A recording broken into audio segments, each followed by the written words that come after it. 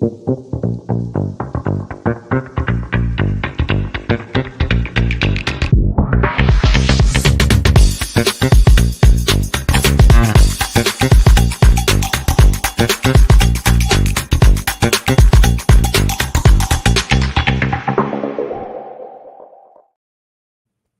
may live over 5,000 miles from Lincoln Financial Field, but what we lack in proximity, we make up for in the film study. And each and every week in the off season, we'll be bringing you breakdowns that are loosely related to film study from across the pond in the Sooner State. Welcome to On the Shane Page. I am your host, Shane Haff. You can follow me on Twitter at ShaneHaffNFL. And I'm joined by BGN's own film guru, Jonny Page. Give him a follow on Twitter at JohnnyPage9. Jonny, how are you doing this evening? Yeah, I'm good. I wondered if you're going to edit the intro. In our defense, there is very little film going on now. We've dragged out some film. We've done the Kellen Moore breakdown last week. We've done some Jalen Hurts breakdown. We're I guess, a very different style of episode. Before you introduce Les, I was looking through my Twitter earlier on, and I realized I joined in 2014. And I probably spoke to Les like on and off, like you do with everyone on Twitter. But I'm pretty sure if you were to ask me like Eagles journalists that I've basically always read, it would be Les, it'll be Kempski and BLG. And I've had Kempski on the podcast once. We had BLG recently. So it's good to go for the three-peat. This is probably the third one of someone that, I joined Twitter in 2014. I've been following the Birds since 2010. And I think they're sort of like the three, and probably Tommy Lawler as well. Those three or four have basically been sort of like consistently there throughout my entire Eagles fandom. So yeah, it's pretty cool to have you on the pod. But Shane, great to be here. Thunder too much. Yeah. We are joined today by a very special guest. We teased this out last week, but Les Bowen is going to be joining us today. Les, for those of you that don't maybe follow the Eagles as much online, maybe you just watch the games, Les has been around the team for a long time. He started covering the Eagles back in 2002 for the Daily News, later for the Enquirer. Now he writes here and there for PHLY.com. You can follow him on Twitter at Les Bowen. Les, how are you doing? It's morning for you and me. It's afternoon or evening for Jonny. But how are you doing? I'm doing great. Great to be with both of you. Mid last season, I personally sort of felt like I finally made it when I wrote up a post on Twitter about how to fix the Eagles offense. And I came back to Twitter later and it had just blown up. And then I realized that Les had retweeted it, and I had all these views that I wasn't used to. So it broke my Twitter for a day or two, but then I was like, I've made it. Les read something of mine, and he retweeted it. So it's awesome to speak with you today. I'm glad you're here with us. Well, I have to apologize for infecting you with my followers. Some of them are crazy, but, It's quite an instrument, Twitter. I spend too much time on it, but I'm really glad. I was glad to see what you're doing, and I thought it was really interesting. All right. Well, we do have some questions for Les today. If you guys are watching live here on YouTube or Twitter, you can drop some comments or questions, and we can try to work those in as well. But Les, we'll start off with this one. You've been around the Eagles organization for a long time. How did you get into covering the Eagles? Well, I covered the Flyers for the Daily News from 1989 to 2002. And by 2002, I was in my mid-40s, and our two boys were growing up, and they had games and concerts and plays and things like that. And hockey is 82 games a year plus the playoffs, and you travel constantly. I remember distinctly that last year, there was a sequence of 5 games in 8 nights across the continent from Calgary to California to Dallas. And, you're not flying on charters with the team here. You're figuring out a way to get from Calgary to San Jose by the next night and rent a car and get. And I remember thinking, if I'm doing this in 10 years, I'm going to be dead. Something happened at the Daily News. Some beats were getting shuffled around. Marcus Hayes was covering the Eagles. He was going to take over the Phillies beat, and they needed an Eagles writer. And the Eagles are, of course, the biggest beat in sports in Philly. And although I loved covering the Flyers, Philly's a good hockey town as American hockey towns go. It's very passionate. Certainly was in those days. The team's been down lately, but Flyers was a good beat, but I was tired of the travel. I liked the bigger stage of the Eagles, and 8 road games a year, 3 of which you drive to. So that was very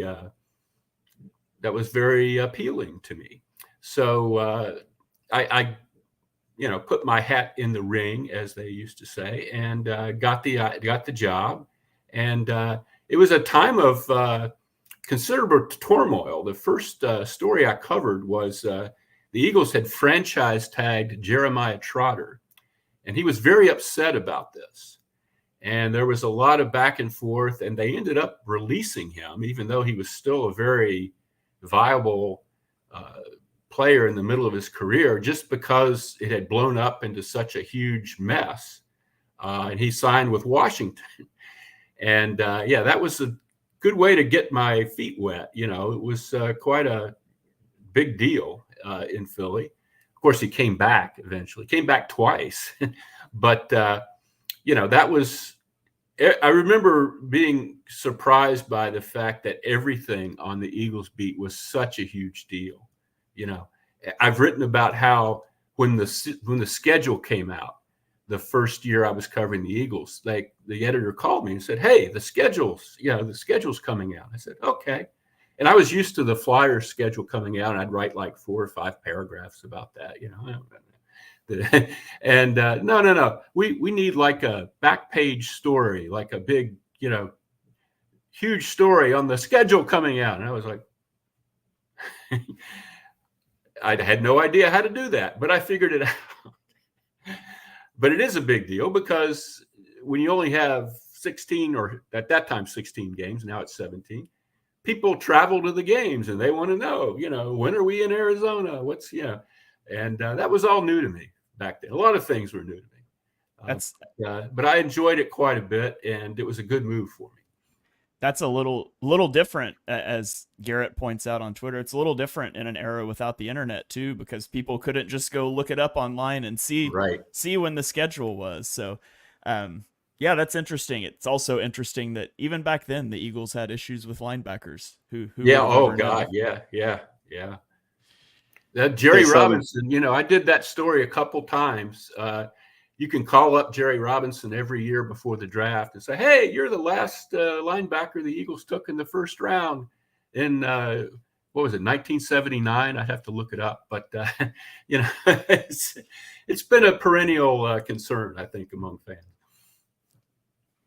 It's weird because I always like talking to journalists. Like in a second world, I'd love to have been a journalist. Like I studied writing at sort of in here when I was like 16 to 18. And part of the reason why I'm so thankful to BLG is I sort of see myself as like a part-time journalist in some ways, despite it not being my full-time job. But it's just so weird how things have changed, isn't it? Like the way print media was. Like I'm still old school. I still read newspapers.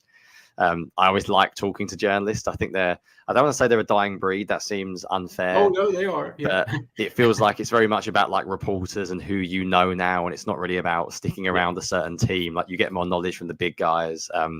It must have been quite cool. I wish I'd sort of followed the team in some ways, like 20 years ago, when it was you sort of had to read from certain people who you could trust. Whereas now, I guess it's so different. Just the way we always sort of fans consume media.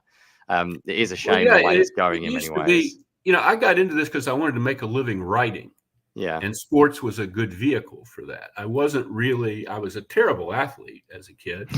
I didn't play on a school team for anything because I wasn't good enough, but I like to write and I followed sports.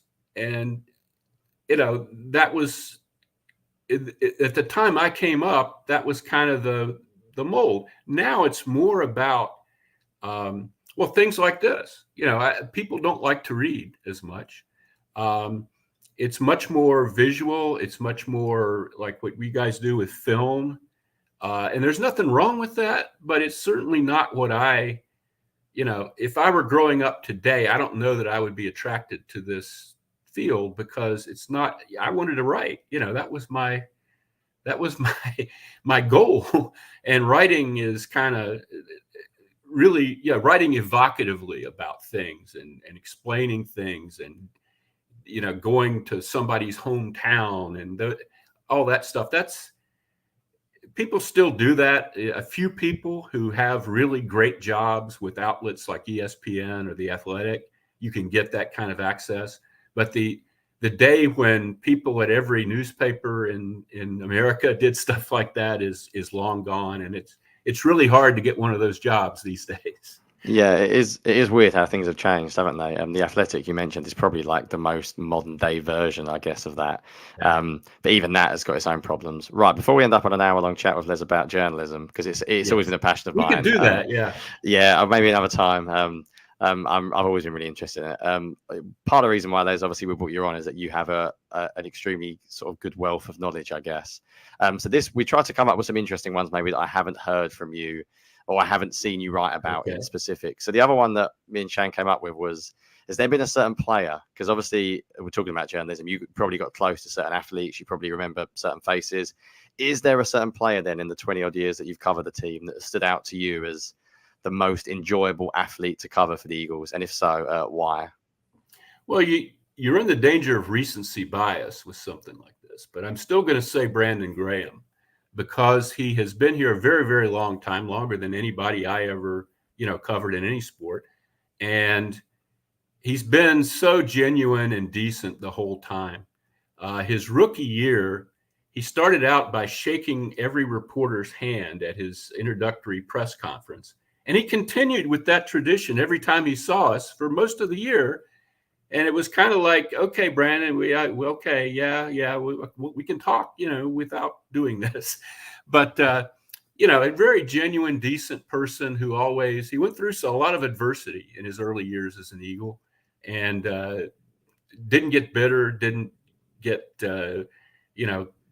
demand to be traded or anything like that, and really became one of the franchise icons of all time, I think, with what he did in the Super Bowl.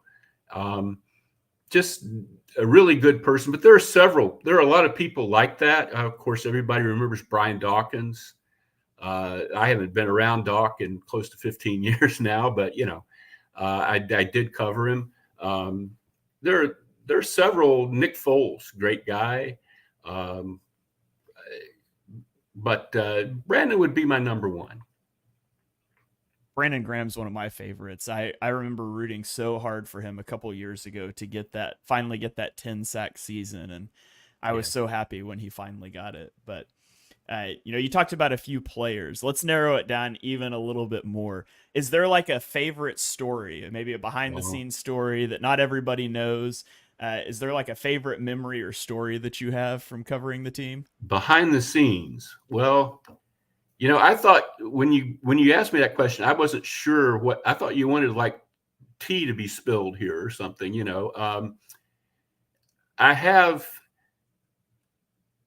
I don't know if I have we don't have to get you in trouble, but we don't have to get you in trouble, but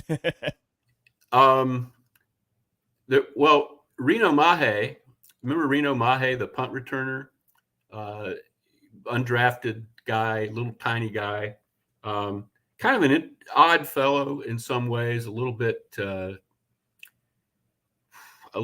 a naive guy who didn't quite, it was a big adjustment to him, Philadelphia. Reno was inactive for his first NFL game. He was on the 53, but he wasn't activated for the game. And so in a panic, he grabbed a teammate and wanted to make sure that he still got paid for this, even though he wasn't going to play. And they say, yeah, they still have to pay you. You're just not going to be on the field. But he was worried about that. Another story, it's not a funny story, but it kind of is an inside kind of thing. And I have written about it. So it's not like I'm going to be, this is not some deep, dark, terrible secret. But the worst year I ever covered was 2012. That was the year that Andy Reid's son Garrett died in training camp, and the team started out 3-1 and just went off a cliff. It won one game the rest of the season, finished 4-12. Andy got fired. And what happens in a situation like that, and it had happened, I think, this past season down the stretch, players you reach a point where it's not about matchups anymore. It's like players have lost the thread. They don't believe in what they're being told to do. They don't believe there's going to be any payoff at the end. And some of them just sort of disengage. And they had a corner, Dominique Rogers-Cromartie, who was a very good player. But Andy Reid had to call him into his office and say, hey, you're still getting paid here, buddy. How about if you show up and do your job? That happens, and it doesn't mean that you're a horrible person.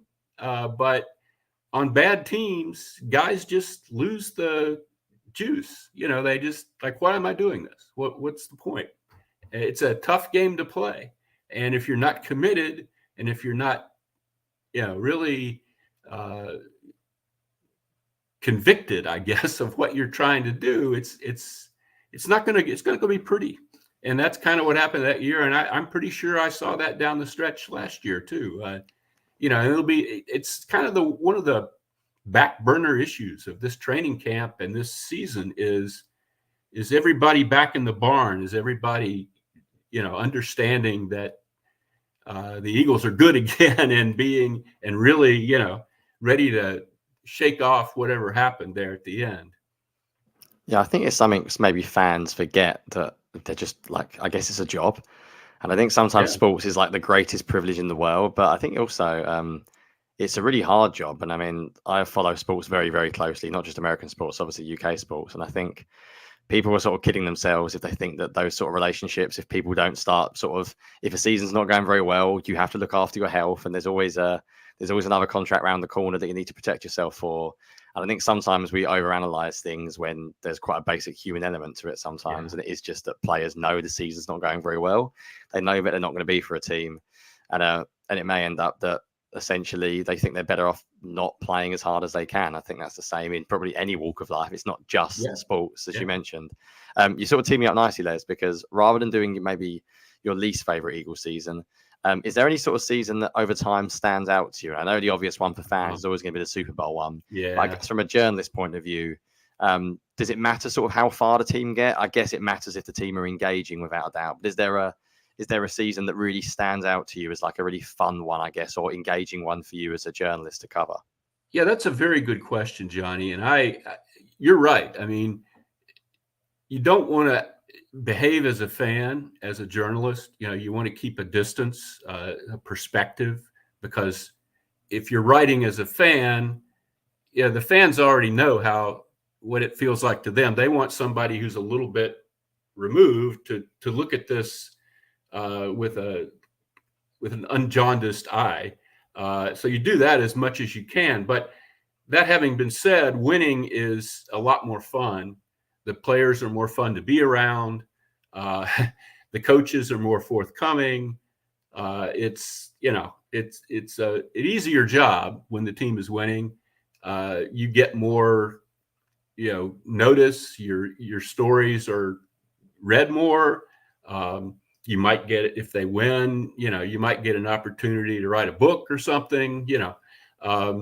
So we pretend like we don't care, but it's better for us if the team's doing well.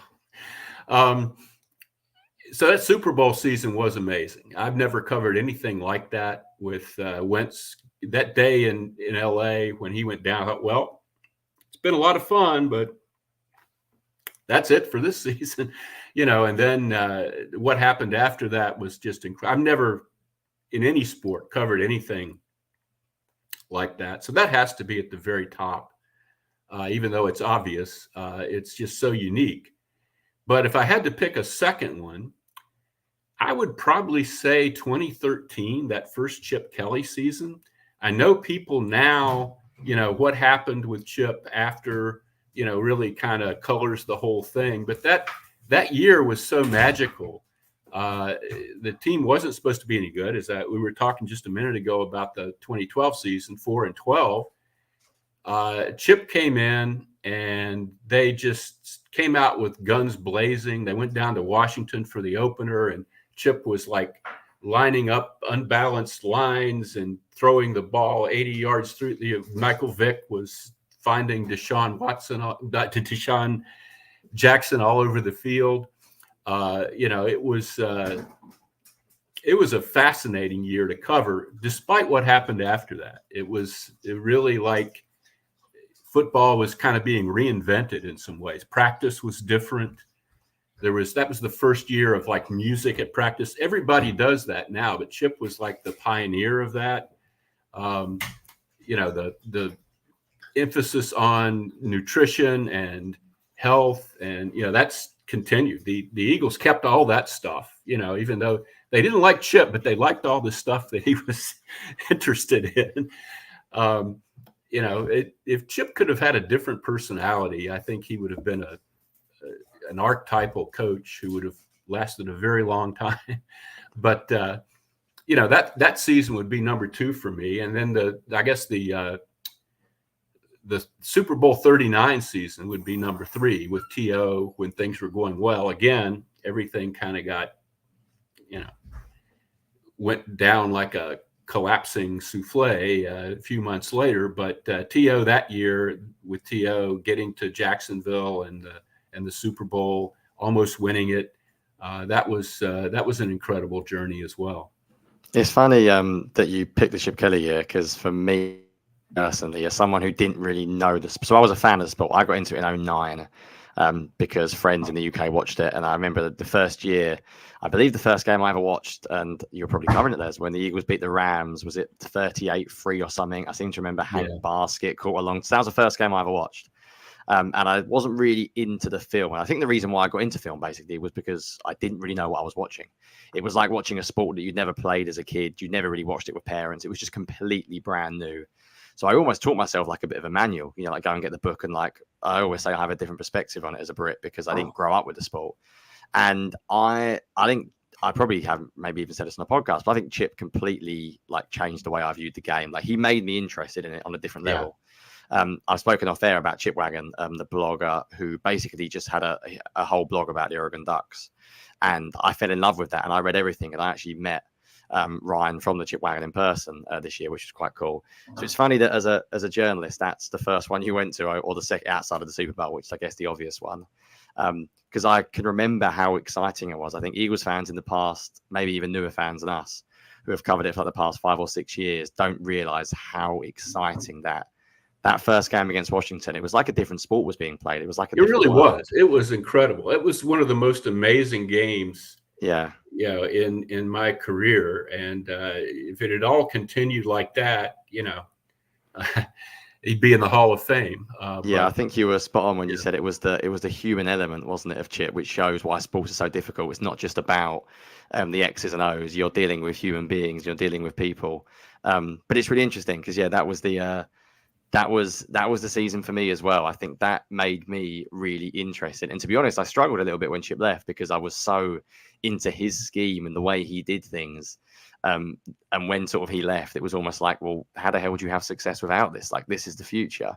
But I guess like everything, it goes round in circles. But yeah, that's interesting from a journalist, because Chip must have given you a hell of a lot of stories as well, because he didn't really mince his words, did he, too well? He sort of said what he thought all the time as well. So a lot of the writers hated Chip because Chip was a smartass, but I'm kind of a smartass. So I kind of got along with him pretty well. You had to realize, what his tricks were and how he was he looked for loopholes. His dad was an attorney, and he would look in the way you asked a question if you gave him an out. In fact, real quickly, the story about how Chip ended up getting fired before the end of the season in 2015. I don't know if you guys remember this, but there was a press conference. The Eagles had lost, and, things were going bad. And there was a press conference, and Howard Eskin asked Chip, as the general manager, are you responsible for this? And Chip, being, what had happened. They had kicked Howie Roseman aside and put Chip in charge of personnel, but they didn't give him the title of general manager. So Chip thinks, well, I've got a way to get out of answering this, and says, oh no, I'm not the general manager. No, you'd have to ask Howie Roseman about that. I'm the coach, And he thought that was like a real smart thing to do. Well, Jeffrey Lurie saw that, and was like, okay, that's it. Enough of this guy. Yeah. It was a clever answer, but it wasn't a truthful answer. He did not have the title of general manager, but he certainly did, release Deshaun Jackson and trade LaShawn McCoy and, draft the guys from Oregon that couldn't play, and it was, I don't know whether he really intended to not take responsibility for that or whether he just didn't want to answer that question that day. But he basically talked himself out of being able to finish the season by saying it that way. But that was his manner. He would scrutinize. You had to be very careful how you phrase something to get an answer out of Chip, an honest answer. You mentioned earlier the Carson Wentz injury in 2017, and I was in Nigeria for the month of from mid-November to mid-December, finalizing the adoption of my daughter during that. And so obviously the time difference, not having good internet things, I could check box scores and read about the games, but I couldn't watch them. And I distinctly remember, I knew that was a huge game. We went to bed and I woke up at 3 a.m. when the power went out to go start our generator. And once I got it started, I knew the game was over. I was like, I'm just going to check it really fast before I go to sleep. And I've never experienced such a roller coaster of emotion, checking the score and seeing that the Eagles won, and that was clinching the conference, I believe. Mm-hmm. And then I clicked the box score and seeing that Nick Foles played, threw 10 passes in a 1-score game. And I was like, it was too close of a game to pull people. And then clicking on the recap and seeing that it was feared that Carson Wentz tore his ACL. I was all over the place, just up and down in a matter of, well, it wasn't moments. It took a minute for the page to load, but I just remember that. I'll never forget that. That's one of my biggest memories, I guess, from that whole season. And it was a really weird atmosphere because the Rams had just moved back to LA and they were still playing at the old Coliseum, which they were trying to renovate for USC. Whoever owned it was trying to renovate it for USC. So they had a makeshift press box, and the locker rooms were so tiny that you couldn't. The only time in my life I've ever covered a regular season NFL game and not been able to go into the locker room. They said literally nobody can go in. We'll bring players out. So we're standing beside the stadium, getting guys as they come out of the locker room, and Wentz goes riding by on the back of a golf cart and kind of waves to us. It was unreal. It was just, it wasn't like an NFL normal setting, where you have press conferences in a press conference room and you're talking to guys at their lockers. It was like, are we at the county fair here or what? It was so bizarre and such a, like you said, such a roller coaster of a game. I think we all just assumed that the season was pretty much over because Nick hadn't shown that much. He had gone away and come back after failing as the Rams quarterback when they were in St. Louis. And even if you remember that, Nick had a terrible game against the Raiders at the end of the season. And there was a lot of talk about whether they should go to the third string quarterback or what, and then the first playoff game against Atlanta, I think the final score was 15-10. Nick didn't light that up either. But then the next 2 games, he was perfect. Yeah, that was quite a year. Really was. Les, I'm going to go a little bit off script, as Shane knows I love to do very quickly. Not to put you on the spot and ask you a bit of a random question, but as we're talking about him, as a journalist, what did you make of, and I'm not going to ask you to say bad things about anyone, don't worry, we're not that kind of podcast or kind of people in general, but what was Carson Wentz like to cover? Could you see a reason why his career has essentially faded? Could you sort of did he come across as, because I think as fans, obviously we see the social media clips and even when we watch the press conferences, but I think there's a difference between being a human being in the room with somebody. You probably have off-air interactions, just like friendly hellos and goodbyes, like you said about Brandon Graham. Could you predict it with Wentz? Could you see anything there, or do you think it was sort of an unfortunate injury and just his athletically never recovered? Sorry, putting you on the spot there for a bit of a difficult question. I could talk for several hours about this, but I don't think that's what you really want. I didn't see it very quickly at all. I had covered him. I've met him at the Senior Bowl, before the Eagles drafted him. I covered the draft that year in Chicago. Seemed like the greatest guy in the world. The Super Bowl season, everything was great. He was fine. He said all the right things, did all the right things. I know the Eagles believe. I do think, that night in Minnesota when the Eagles won the Super Bowl and Wentz and Foles are on the podium with the trophy, I remember thinking, this is so strange. This has never happened before, and it's going to have a ripple effect somehow.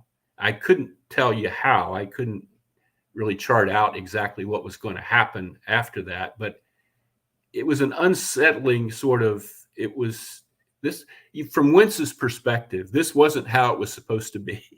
He was supposed to be the guy to do this. And I know the Eagles feel that made him deeply insecure, that started his decline. And I think there is a physical, to wrap this up quickly without taking another half hour, a physical element of it eventually emerged. He was, when I think of Carson Wentz in 2017, I don't think of him just sort of taking the snap, dropping back, and finding a receiver. I think of him getting back there. There's a rusher coming. He stiff arms the guy, spins around, takes 2 steps to the left, and flings it 60 yards downfield. For whatever reason, he got to where he couldn't do that anymore. He couldn't spin off that rusher. Maybe it was just understanding all too well what could happen if the guy hit him, but he stopped making those kinds of plays. Maybe defenses had something to do with it. I don't know. But that, and the fact that he turned out to be a pretty insular person who players didn't gravitate toward him. He came from, North Dakota. He was really not one of the guys very much. I do remember thinking about that, even when things were going good, about the fact that he was so religious and he had this tight little group of friends, Trey Burton, Chris Maragos, 2 or 3 Ertz, a couple other guys who were part of his Bible study. And I remember thinking, you're the quarterback of the whole team. If there's guys that aren't in Bible study and don't care about that, are you their buddy too? And it kind of turned out that he wasn't. But I didn't see it for a long time. And what happened the next couple years made it even harder, because while he wasn't playing as well, Howie also wasn't doing as well. The roster, the talent, the playmakers just steadily declined. By 2020, he was throwing the ball to practice squad guys. And I had a lot of empathy for that. It wasn't all the fans ever saw was Wentz, but except for the offensive line, the team went to hell around him. And for a lot of reasons, but, they kept drafting J.J. Arcega-Whiteside and Jalen Reagor, and, they didn't no favors whatsoever. And then Jalen Hurts with a 2nd-round pick, at a time where they desperately needed weapons. And I could see his point there too, but yeah, in a nutshell, that's what I think. I think it was insecurity off of the Super Bowl and then physical deterioration. I'd still like to see him after he left the Eagles, he was never with a good team. I'd still like to, he's in Kansas City now. It'd be really funny if Patrick Mahomes went down for 6 weeks and Wentz had to jump in there and played lights out. I think that's still a theoretical possibility, but I doubt it will happen. The thing with the Chiefs is I'm not sure they're a good team without Mahomes too. Yeah. So Good when point. you look at their weapons, but I remember I wavered a little bit And then the 2019 season when he throws for 4,000 yards without a 500-yard receiver, I was like, you just have to get him some weapons. And then they drafted Jalen Reagor, which I wasn't crazy about. And then they drafted Jalen Hurts, which I hated that pick at the time. And I was just like, man. And then just to see him fall off a cliff in 2020, it was wild. He made it impossible to defend him because he just, like I was saying about players in the 2012 season who just sort of, I don't think Wentz gave up, but I think he just totally panicked and started throwing the ball all over the place. And, it was one of the strangest things I've ever covered, but yeah. Yeah, that and the career arc of Nick Foles, and it's all intertwined, but it's just fascinatingly weird. Hollywood could make a movie that told that story, and I wouldn't believe it. Like, I wouldn't believe it was based on a true story. But Nick's kind of like Ryan Fitzpatrick was. Nick can give you 2 or 3 amazing weeks, but he can't keep it up. And one of the things that galled me about the whole Wentz saga was people now are saying, well, they should have made Carson Nick the quarterback after the Super Bowl. If you remember, Nick started the next season because Carson wasn't ready and he wasn't good. And by the time Carson came back in week 3, fans were clamoring for him to get back in there, because Nick, no, and that's. But the legend, Nick has the statue outside the stadium, and that's all people remember. Yeah, for sure. Well, let's move on to this one. In your years covering the team, and there's some obvious answers from the Super Bowl, but what is your most memorable play from your time covering the team? And I'll lead off one with here because we mentioned Chip Kelly earlier, and we've been talking about being wrong about people. I thought Chip Kelly was an absolute genius. The first game, whatever was it, 2015, after he traded LaShawn McCoy for Kiko Alonso, and Kiko Alonso made that diving one-handed over his head interception in the end zone. I think it was against the Falcons. I was like, oh man, Chip Kelly is not only a genius coach, he might be miles ahead as a GM. And that turned out to be laughably wrong, but that one sticks out to me. That was such an incredible play. I haven't seen a linebacker make a play like that in Philadelphia since. I had forgotten all about that, but yeah, you're right. That was an amazing play. Brandon Graham in the Super Bowl is the most memorable play to me because that was when, despite the Philly special and all that stuff, I still thought Tom Brady was going to lead the Patriots back to win the game. And he ended up still getting another chance after that. But when Brandon Graham knocked that ball loose and Derek Barnett picked it up, I thought, oh my God, the Eagles are going to win the Super Bowl. And I never had that feeling. I never had it in Super Bowl 39 at all, frankly, even though there was all that, McNabb threw up. And the Patriots were a better team in that game. But, that was the first time in my time of covering the Eagles that I actually thought the Eagles are winning the Super Bowl. And that's my most memorable play. But another play that I really love, and it's not a real obscure play. You see it a lot of times on Twitter. Patrick Robinson's interception that he ran back for a touchdown against Minnesota. It was like, I don't know if you guys have ever seen the Family Circus, that cartoon that's in the paper with the little kids. One of the characters is this kid named Jeffy, and every now and then he'll go they'll do like dotted lines of Jeffy's traversing the neighborhood, jumping through all the puddles and swinging on trees and stuff. And there's all this back, like a huge diagram of everywhere Jeffy has been. Patrick Robinson was like that on that interception return. He started out over here, and then he goes to the middle, and then he's on the right side, and then blockers start appearing, and it was just the most amazing.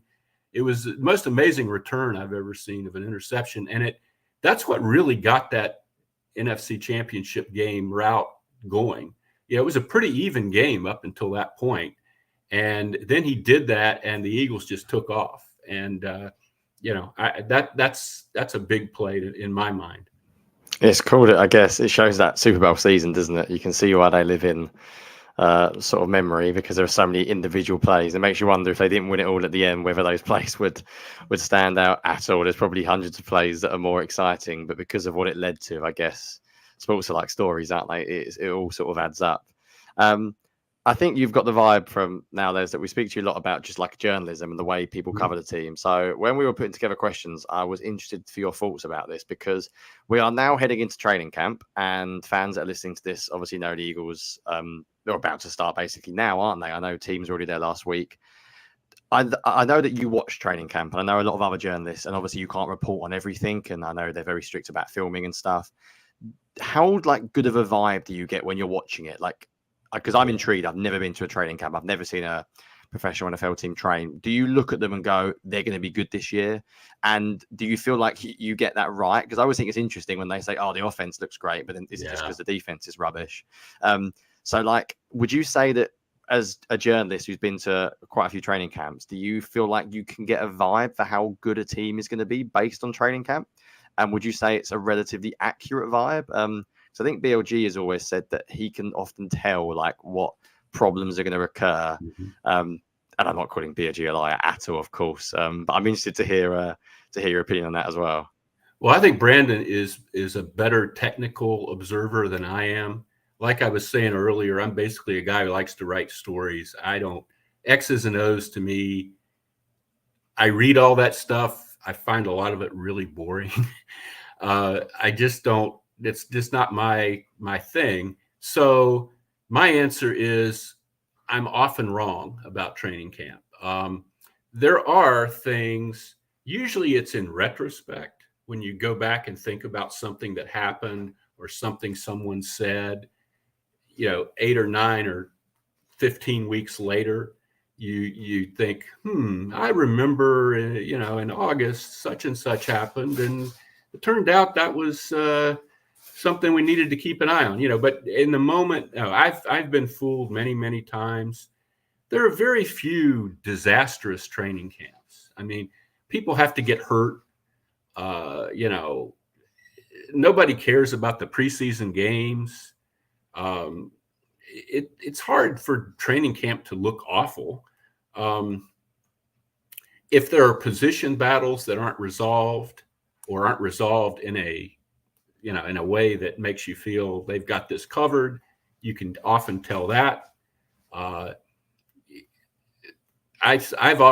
say, there's years Howie kind of sets his linebackers up with like whatever ends up on the front porch. He just throws in there, and some years that works out great. Like the year that they, the year they went to the Super Bowl 2 years ago, he ended up with good linebackers pretty much by accident.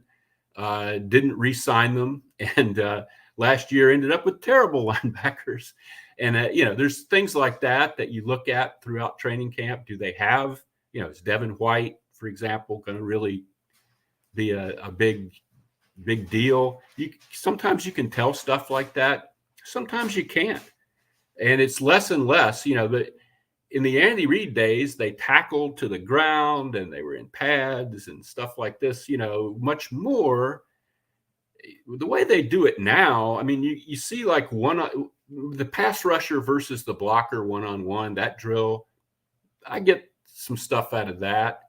But a lot of what they do isn't conducive to me really being able to evaluate a player accurately or a scheme. You don't even see the schemes that much. I don't get that good a feel from most training camps. It's usually training camp goes pretty well and you think they're in pretty good shape coming into the season. Yeah, no, that's cool, to be honest, because I sort of have the same vibe. Preseason bores me. I know we cover it and I cover it for sort of jobs as well. And I always look at individuals rather than scheme. But I always get annoyed when people talk about training camp, especially when you hear tweets like so-and-so's throw interceptions in training camp, and etc. And I always think I sort of want that as well, because that's the whole idea is you're trying stuff. Like if Jalen Hurts isn't trying to squeeze a throw over the middle to see if he's got the arm talent, to see how, I imagine they do stuff to see how players react as well. Like you've got a young receiver, let's see how he handles this. So I always, as much as like everyone else, I used to be obsessed with training camp tweets. I used to follow them religiously, and I still sort of do. And I think everyone just craves football so much. In some ways, that's quite nice.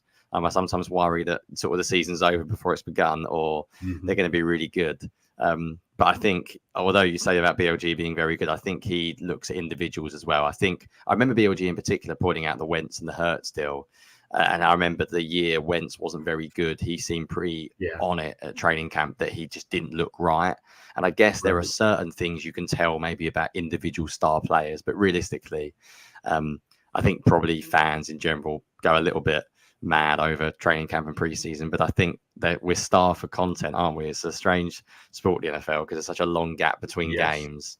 One thing you do have to watch out for that I have learned in training camp is you have all these guys, fringe guys, who are out there playing for their lives, and you have guys like Brandon Graham who are just trying to get through this until tomorrow, and a guy can look real good in that setting, but it's not like he's playing in an NFL game, and fans get, every year there's a wide receiver, it seems like, that fans get fixated on, whether it's Ifeanyi Moma or who is that guy? He's made a long career now as a returner, DeAndre Carter, Paul Turner, every year there's somebody. I think it's going to be Johnny Wilson this year probably, but it's, you end up obsessing in training camp over guys a lot of times who at best are going to be on special teams and really aren't going to get a lot of snaps in the offense or the defense, because that's what training camp is about, deciding who's going to be those guys at the bottom of the roster, who's going to make the team, who wasn't drafted, what guy that they, signed off of a practice squad somewhere is going to, really show. But when you get into the meat of the season, that's not what the season's about, those guys. We both chuckle that when you mentioned Johnny Wilson. I think there's a clip out there from this podcast where Johnny mentioned that he thinks that Johnny Wilson is just a better, faster George Kittle or something. Yeah, there we go. This is also not true. This is the dangers of the podcast world, Les. You see, your quotes can be taken out of context by your co-host, which Shane loves to bring up now. I don't think you got that in old school print journalism, although with Twitter you probably did now, because I'm sure everyone can take a comment out of context as well. Anyway, Shane, that happens to me all the time. Yes. Yeah. I'll send you the clips later. It was funny, but we'll keep going here, Les. There's been a lot of talk. I feel like recently The Athletic had a story about Jalen Hurts and Nick Sirianni and potential tension there. And Johnny and I have discussed that off air. And I mean, obviously, we don't have any idea, and you may not have any insight. But do you buy those stories? Do you buy that there's maybe some tension there between Hurts and Sirianni? Do you think that's just, we want to talk about football and that's the low-hanging fruit? What do you really make of those stories coming out? Well, I don't have a lot of inside information there, but I'll tell you this. Whenever, like 2 years ago, when things went great and they got to the Super Bowl, Sirianni and Hurts had a wonderful relationship, and Hurts was the greatest leader in the history of sports, and Nick was the smartest coach in the world. That's what happens when you win. When you lose, like they did down the stretch last year, and in particular, when the offense started struggling, relationships get strained at that point. I think we all know that Jalen's personality and Nick's personality are very, very different. And I think we've all seen the clips of Jalen looking at the coach going nuts at a fan or something, and kind of like, and I'm kind of with Jalen on that one, frankly. But I don't think there's, as far as I know, there's nothing irreparable that has happened. I think they don't have to be great buddies for their partnership to work. I don't think Belichick and Brady were ever great buddies. I don't think Aaron Rodgers has ever been on the same wavelength as any coach he's ever played for.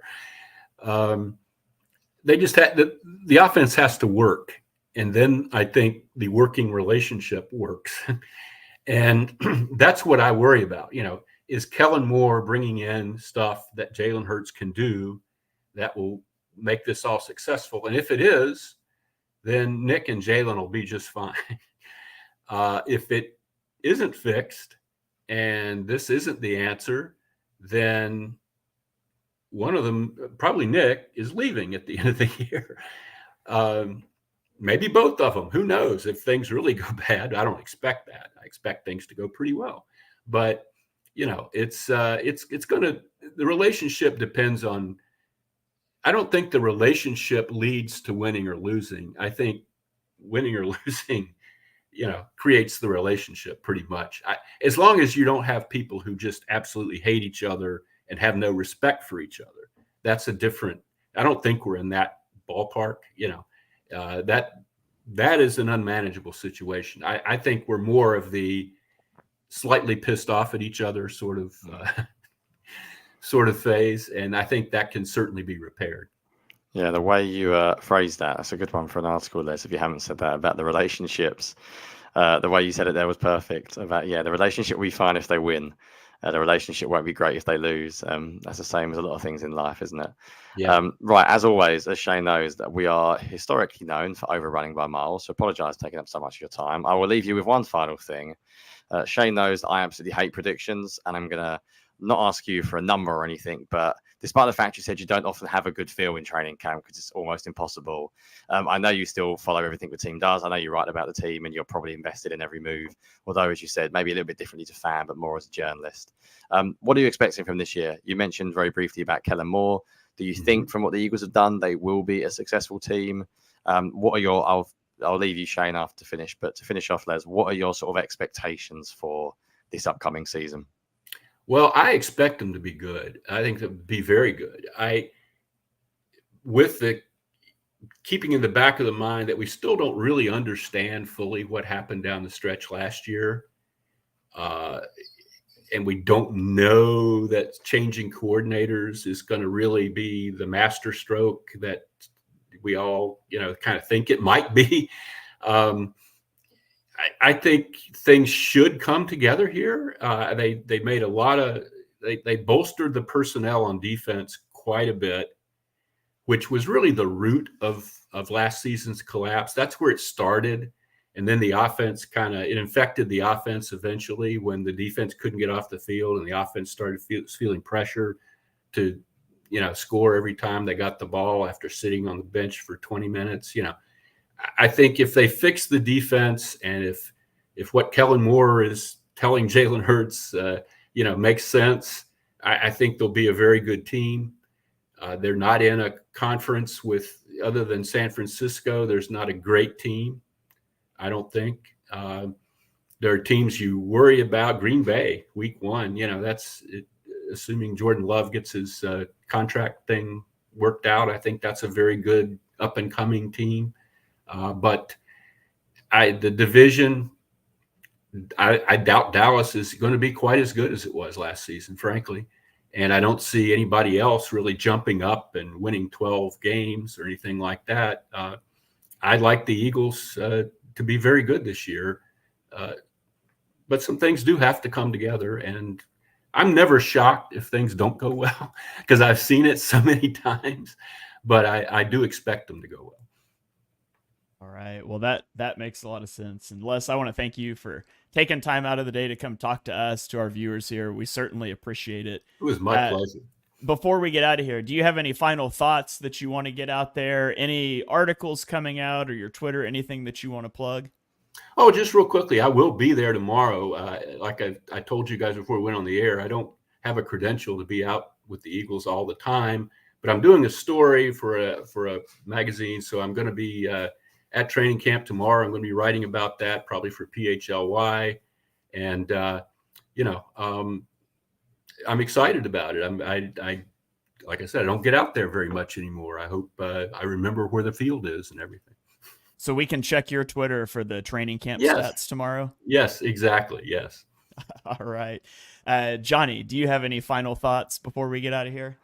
Nothing personally. No, I said it's always pretty cool to interview, especially journalists. I don't know why. I still have that love. I'm an old school, I guess, at heart. I love interviewing journalists. I like talking about the history of the Eagles, especially as someone who didn't really follow the team as much. Like some of the stories you mentioned, I guess I didn't actually know about live, so it's always pretty cool.